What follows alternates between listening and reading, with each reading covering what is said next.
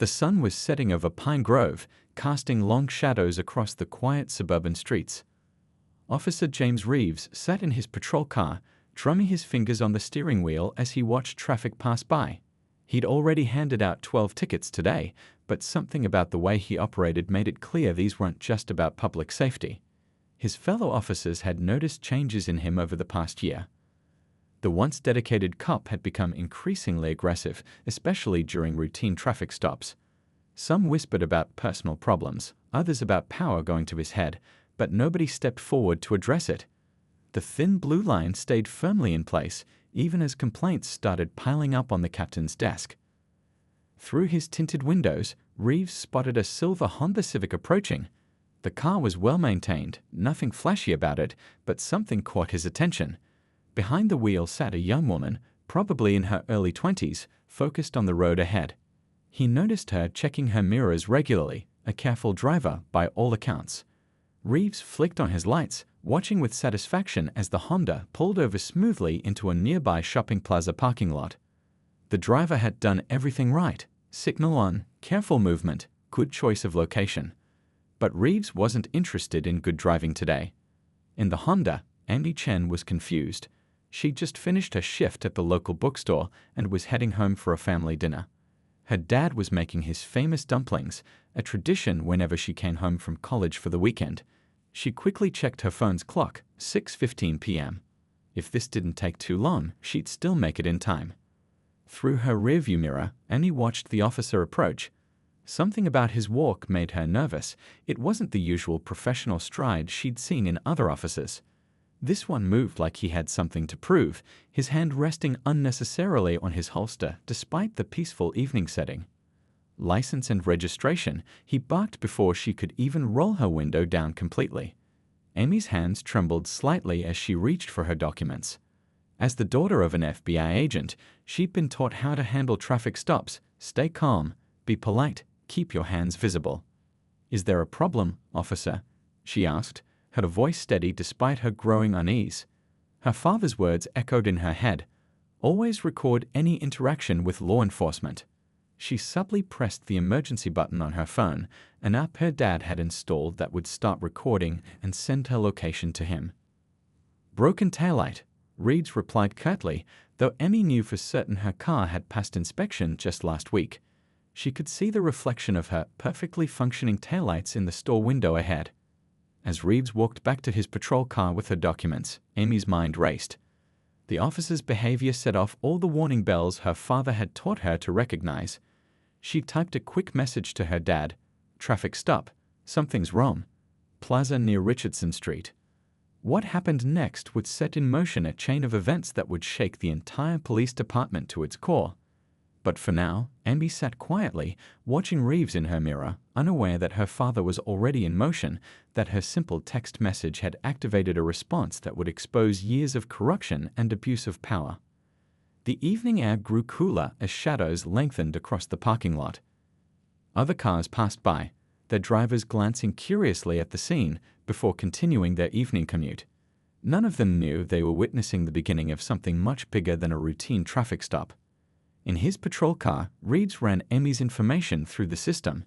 His face darkened as he read through her details, completely unaware that he had just made the biggest mistake of his career by targeting the daughter of one of the FBI's most respected agents. The sun dipped lower on the horizon, and the first streetlights flickered on, setting the stage for what would become one of the most significant cases of police accountability in the city's history. Officer Reeves emerged from his patrol car, Amy's license clutched in his hand. The parking lot lights had fully turned on now, casting harsh shadows across his face as he approached her vehicle. Something in his expression had changed, a look that made Amy's heart beat faster. "Step out of the vehicle," he commanded, his tone leaving no room for discussion. Amy's hands gripped the steering wheel tighter as she remembered her father's advice about knowing her rights. "May I ask why, officer?" she said, her voice remarkably steady despite her racing heart. "I don't understand what's wrong with my taillight. Could you show me?" Reeves's face hardened. "I said, step out of the vehicle. Now." His hand moved to rest on his belt, a gesture that wasn't quite a threat, but definitely meant to intimidate. Amy slowly opened her door, making sure to keep her movements deliberate and visible. The evening air had grown chilly, and she wished she'd worn something warmer than her bookstore uniform. As she stood beside her car, other shoppers hurried past, some slowing down to watch, but none stopping to help. "Turn around, hands on the hood," Reeves ordered. Amy complied, feeling exposed and vulnerable as passing cars slowed to stare. Her phone sat in her pocket, still recording everything. She silently thanked her dad for insisting on installing that app. "I'm going to conduct a search of your vehicle," Reeves announced, though he had no probable cause. "Do you have anything I should know about?" "No, sir," Amy replied. "And I don't consent to a search of my vehicle." Her voice shook slightly, but she stood her ground, remembering countless dinner conversations with her father about civil rights. This seemed to anger Reeves further. "Listen here, young lady," he growled, stepping uncomfortably close. "I don't like your attitude. You think because you drive a nice car and probably have daddy's lawyer on speed dial, you can tell me how to do my job." A middle-aged woman walking to her car nearby slowed down, pulling out her phone and beginning to record.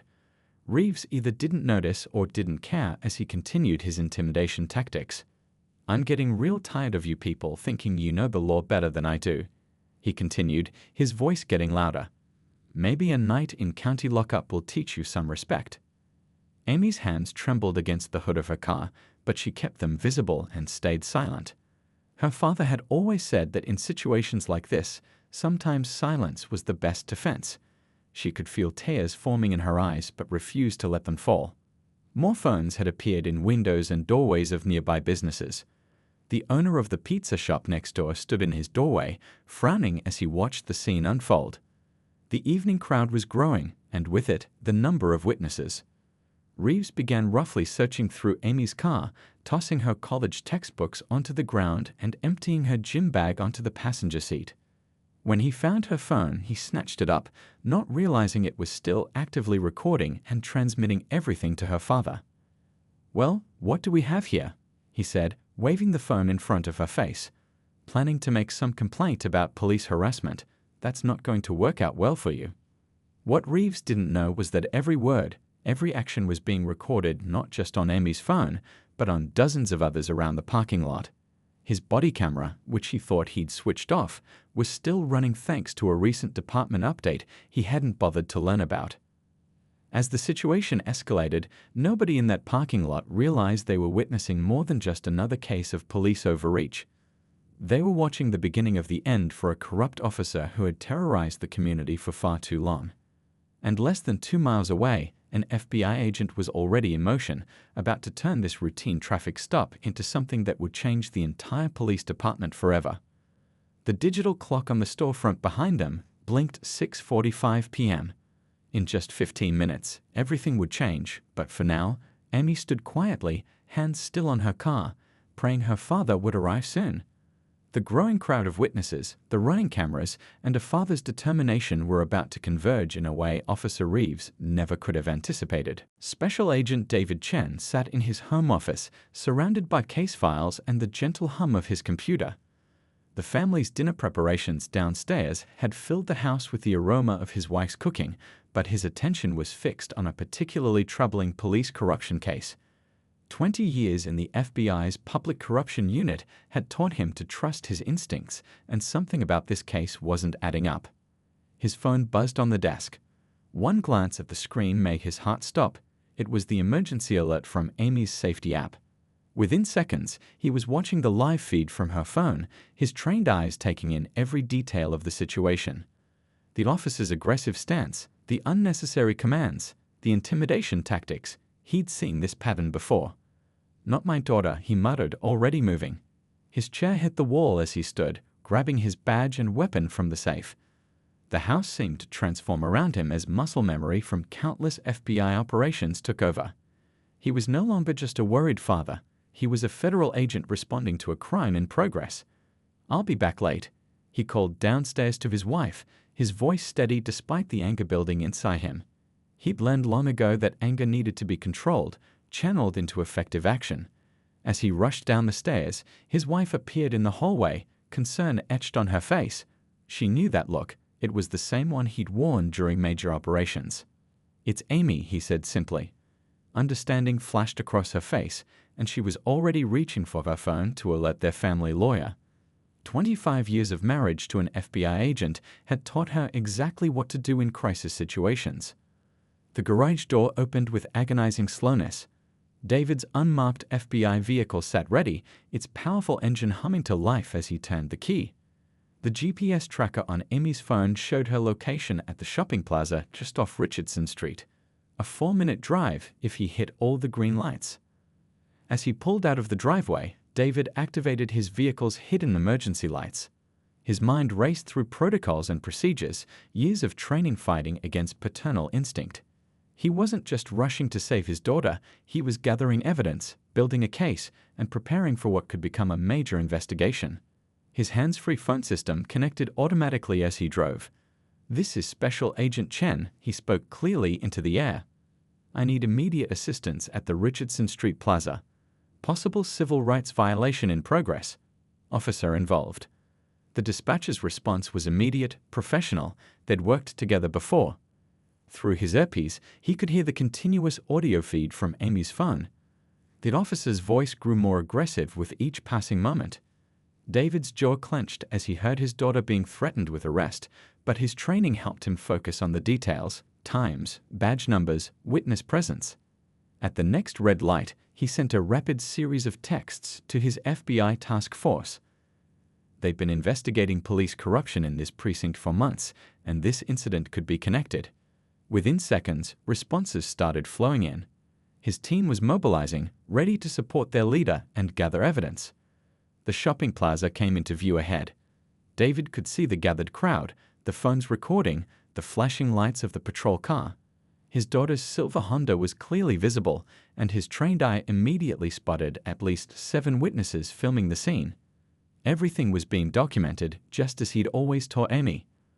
As he pulled into the plaza, David took one deep breath, the same calming technique he used before countless raids and arrests.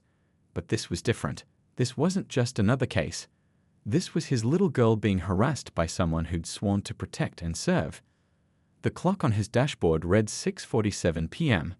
In the next few minutes, Officer Reeves would learn exactly what happens when abuse of power meets federal justice. But more importantly, he'd learn what happens when you mess with an FBI agent's daughter. David adjusted his badge on his belt as he parked his vehicle. Through the windshield, he could see Reeves standing over Amy, who still had her hands on the hood of her car. The officer's body language screamed of arrogance and intimidation, 2 qualities that were about to work against him. The evening air hit David's face as he opened his car door. Years of experience, a father's love, and the full weight of federal law enforcement were about to converge on this quiet shopping plaza. Officer Reeves's career of corruption and intimidation was about to meet its match, and he didn't even know it yet. The shopping plaza had grown unusually quiet. Even the evening traffic seemed to slow down as Special Agent Chen stepped out of his unmarked vehicle. The only sounds were Officer Reeves's continued berating of Amy and the soft clicks of phone cameras from the gathering crowd. Chen's shoes crunched on the asphalt as he walked forward, his badge already in hand. 20 years of FBI experience had taught him how to control a situation without saying a word. His presence alone made several onlookers step back, sensing the shift in power that was about to occur. "Step away from my daughter." His voice carried across the parking lot, calm but filled with unmistakable authority. Reeves's head snapped up, his hand instinctively moving toward his weapon, a gesture that didn't go unnoticed by the dozens of recording phones. Emmy's shoulders relaxed slightly at the sound of her father's voice, but she kept her hands where they were, just as she'd been taught. The growing crowd of spectators had fallen completely silent, sensing they were about to witness something unprecedented. "This is a police matter," Reeves called out, trying to maintain his authoritative tone. "Stay back." Ken continued walking forward, his FBI badge clearly visible in the glow of the streetlights. "Federal Bureau of Investigation," he announced, his voice carrying across the now silent parking lot. "I said, step away from my daughter." The color drained from Reeves's face as the reality of his situation began to sink in. His eyes darted between the FBI badge, the gathering crowd, and his patrol car, as if calculating his chances of talking his way out of the situation. "I was conducting a routine traffic stop," Reeves stammered, his earlier confidence evaporating. "The suspect was uncooperative and—" "The suspect," Chen interrupted, now just a few feet away, "is a college student with no record, driving a properly registered vehicle with functioning taillights." He gestured toward Amy's car, where the perfectly working taillights reflected in the store windows. "And she happens to be my daughter." The pizza shop owner had stepped fully outside now, still recording everything on his phone. Other shop owners and customers had gathered as well, creating an impromptu audience for what was quickly becoming a lesson in accountability. "Officer Reeves," Chen continued, his voice carrying the weight of 2 decades of federal investigations, "I've been investigating corruption in this precinct for the past 6 months. Your name has come up repeatedly." He took another step forward. "But I never expected you to make my job this easy." Reeves's hand had fallen away from his weapon. The swagger he'd shown earlier had disappeared entirely, replaced by the nervous fidgeting of someone who suddenly realized they'd walked into a trap of their own making. "I want you to look around," Chen said, gesturing to the crowd. "Every phone is recording. Your body camera is recording. The shopping center's security cameras are recording. And my daughter's phone, which you illegally confiscated, has been transmitting everything to my office for the past 20 minutes. A small smile tugged at the corner of Amy's mouth, though she maintained her position. Her father's voice had taken on the tone he used when explaining particularly important lessons, the same tone he used when teaching her about her rights. "Now," Chen continued, pulling out his phone, "I've got a task force on their way. Internal Affairs has been notified. And the FBI's Public Corruption Unit, my unit, is very interested in how many other young women you've terrorized during routine traffic stops." The distant sound of sirens began to grow louder. Reeves glanced toward his patrol car, but Chen's next words froze him in place. "Don't even think about it. You've got 2 choices right now. You can stay here, surrender your weapon to the arriving officers, and cooperate with our investigation. Or you can try to leave, add federal flight charges to your growing list of problems, and make your situation much, much worse." The sirens were getting closer. The crowd had grown larger, with some people live streaming the entire confrontation. The evening news vans were already pulling into the parking lot, drawn by the police scanner chatter about FBI involvement in a traffic stop. Chen turned to the pizza shop owner. "Sir, would you mind if my daughter waited in your shop while we sort this out? I believe she could use a quiet place to sit down." The owner nodded eagerly, gesturing for Emmy to come inside. As she finally lifted her hands from the hood of her car, she gave her father a small nod, their private signal that she was okay. Reeves stood rooted to the spot as more police cars began pulling into the plaza, along with several unmarked FBI vehicles. His career of intimidation and abuse of power was ending exactly where it had played out so many times before, in this shopping plaza where he thought he was untouchable. The evening air had grown cooler, but nobody in the crowd showed any signs of leaving. They all knew they were witnessing more than just a traffic stop gone wrong. They were watching justice unfold in real time as a father's love and federal authority combined to expose years of corruption in their local police force. Within minutes, the quiet shopping plaza had transformed into something resembling a movie set. Red and blue lights from police vehicles bounced off store windows while unmarked FBI cars created a perimeter around the scene. The crowd of onlookers had grown, held back by newly arrived officers who were themselves trying to understand what was happening. Inside the pizza shop, Amy sat at a corner table, sipping water and watching the scene unfold through the window. The owner had turned on the news, where early reports were already breaking about an FBI operation involving local law enforcement. She couldn't help but smile as she watched her father direct both FBI agents and internal affairs officers with the calm efficiency she'd grown up admiring. Outside, the scene was orchestrated chaos.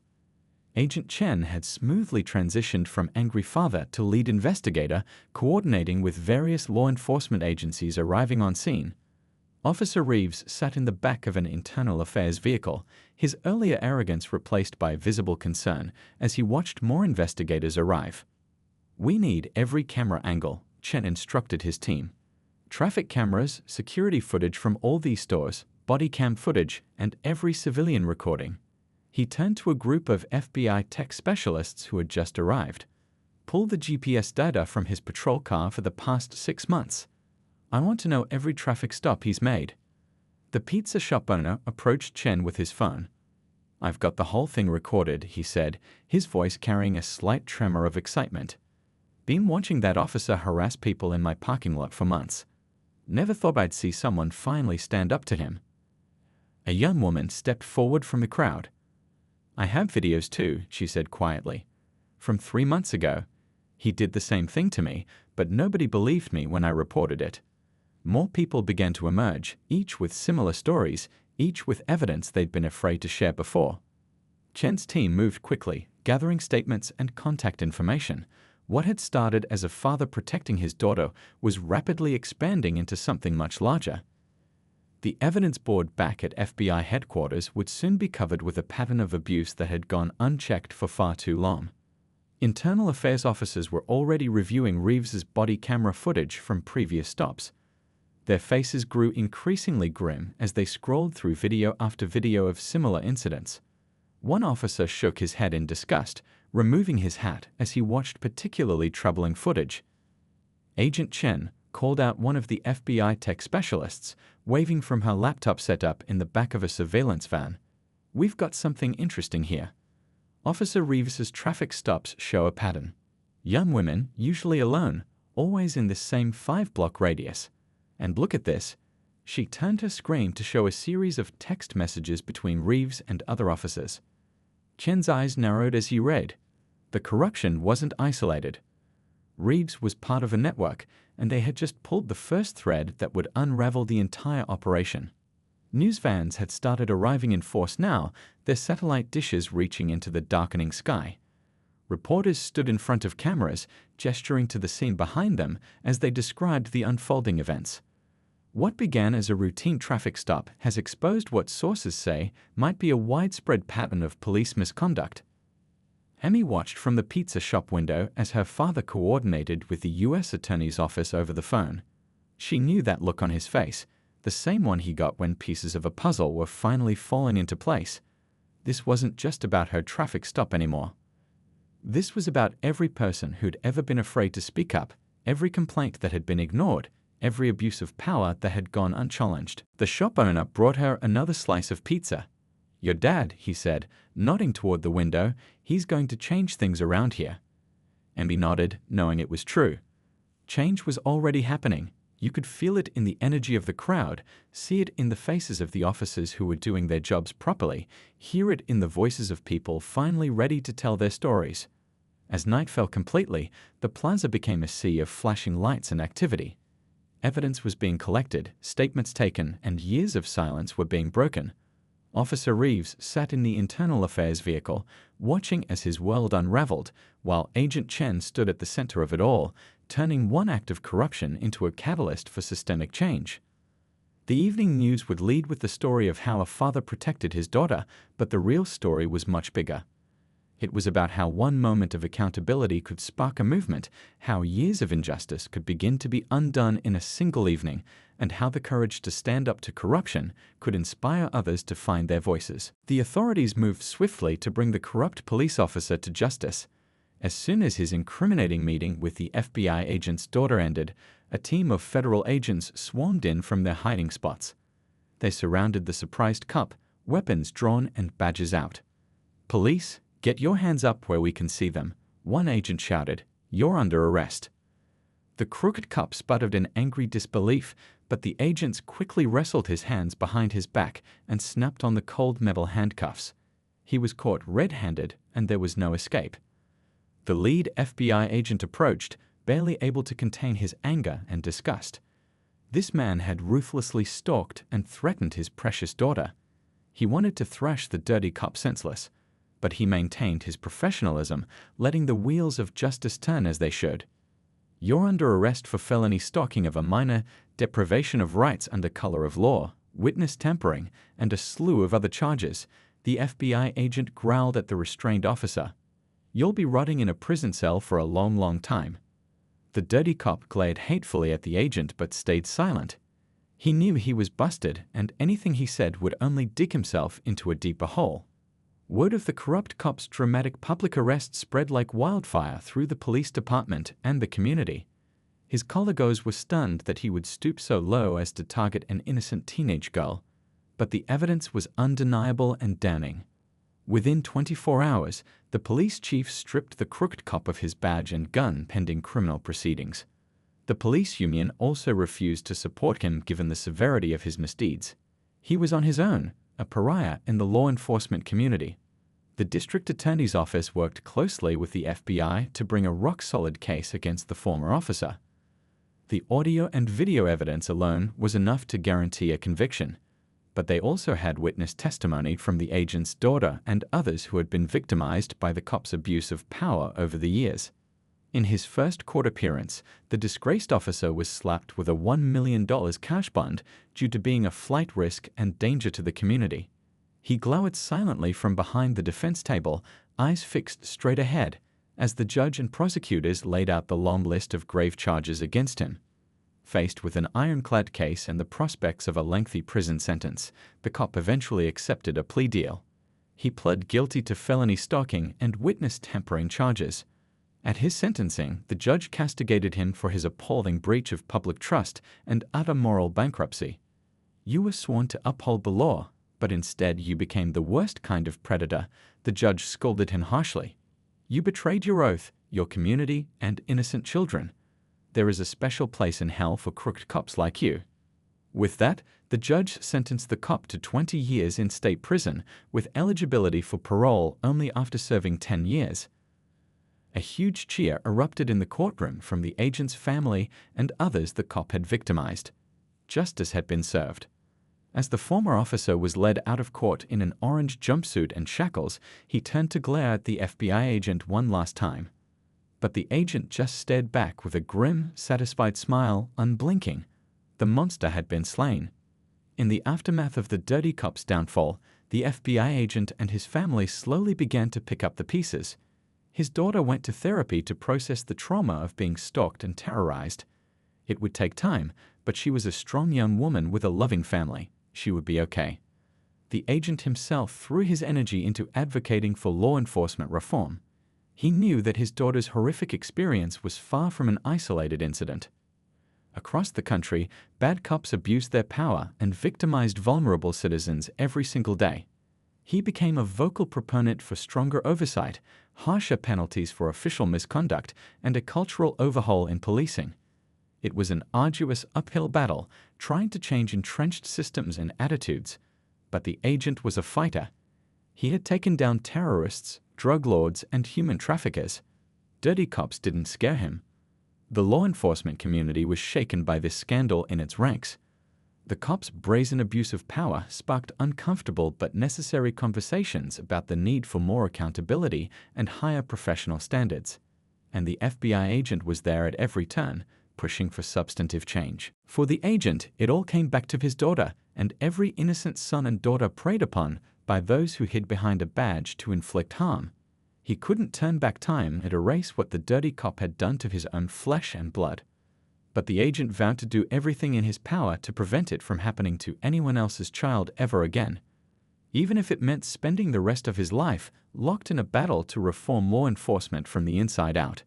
For all the victims and potential victims out there, it would be worth the fight. The road ahead would be long and full of obstacles, but the FBI agent would not rest until policing had been cleaned up and earned back the trust of the people, one crooked cop at a time. With the corrupt police officer behind bars, the FBI agent and his family slowly began to rebuild their lives. The road to healing would be long, especially for the agent's teenage daughter. The trauma of being stalked and threatened by a predatory cop would linger for years. But the girl was resilient, with a strong spirit that even a monster with a badge couldn't break. She threw herself into her therapy sessions, determined to process the horrible ordeal in a healthy way. Gradually, day by day, she reclaimed the sense of safety and normalcy that had been ripped away from her. Her doting parents were with her every step of the recovery process. They made sure she felt constantly loved, supported, and protected. On the tough days, when the flashbacks and anxiety threatened to overwhelm her, they were right by her side, ready with a hug, a listening ear, or an encouraging word. The FBI agent knew his daughter would be okay, no matter how hard the journey. She had a heart of gold and nerves of steel, just like her old man. Besides, he had made sure that the cop who hurt her would be locked away in a cage for a long, long time. She was safe now, and that was all that mattered. As the agent watched his daughter slowly heal, his thoughts turned to his own role in the law enforcement community. He had dedicated his life to protecting and serving the public, to upholding the rule of law. It was a noble calling, one that he was immensely proud of. But he also knew that the shiny badge he wore every day could be a source of terror for far too many vulnerable people. The horrific ordeal his own daughter had endured was proof of that. There were far too many cops out there who abused their power, who saw their badges as a license to prey on the innocent. It was a difficult, uncomfortable truth to confront. But the agent was nothing if not brutally honest, including with himself. He had to acknowledge the rot within his own profession, the cancerous officers who tarnished the integrity of all law enforcement. The agent vowed to spend the rest of his career fighting to root out that rot wherever it festered. He couldn't just go back to business as usual after seeing the devastation that dirty cops left in their wake. He had to do something, had to be part of the solution. He started by having some long, painful conversations with his colleagues in the bureau and other agencies. He challenged them to take a hard look at the culture within law enforcement, to admit where things had gone wrong. He urged them to support stronger accountability measures for misconduct, to stop reflexively shielding bad cops behind a wall of silence. Some of his fellow officers bristled at this, accusing the agent of betraying the Brotherhood in blue. But he pressed on, undeterred.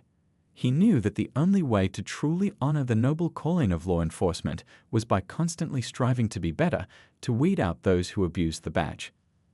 The agent also became a vocal public advocate for policing reform. He met with community groups who had suffered from overaggressive, unaccountable officers. He listened to their stories, their pain, their righteous anger. And he carried those voices with him as he lobbied lawmakers and policymakers for change. It was an uphill battle, trying to shift the entrenched systems and attitudes in American policing. There were so many powerful entrenched interests, so many defenders of the status quo. But the agent wouldn't give up, couldn't give up. He had seen the cost of inaction etched in the tears on his daughter's face. Slowly but surely, the agent began to see glimmers of progress. More police departments started embracing de-escalation training and community policing models. More states passed laws creating tougher standards and swifter penalties for officer misconduct. More sunlight began to shine into the dark corners of law enforcement culture. The FBI agent knew there was still so much more work to be done. One dirty cop off the streets couldn't undo the harm of generations of unchecked police abuses. One family's healing journey couldn't erase the trauma that so many communities had endured at the hands of rogue officers. But it was a start, a step in the right direction. And for the sake of his daughter, for the sake of all the innocent lives shattered by cops who thought their badges put them above the law, the agent would keep marching forward. He would keep fighting the good fight, no matter how long it took. Because at the end of the day, when he took off his badge and gun, the FBI agent was just a father who wanted to build a safer world for his little girl. A world where she could walk down the street without looking over her shoulder in fear, without wondering if the friendly officer on the corner was really a wolf in sheep's clothing. That was the world the agent dedicated himself to building, one case at a time, one crooked cop at a time. For his daughter and for everyone's daughter. It was a calling even higher than the one he had sworn to all those years ago when he first put on the badge. And he would fulfill that sacred calling, no matter what it cost him. Because if he succeeded, it just might bring a little more justice, a little more light, to a world that so often felt unfair.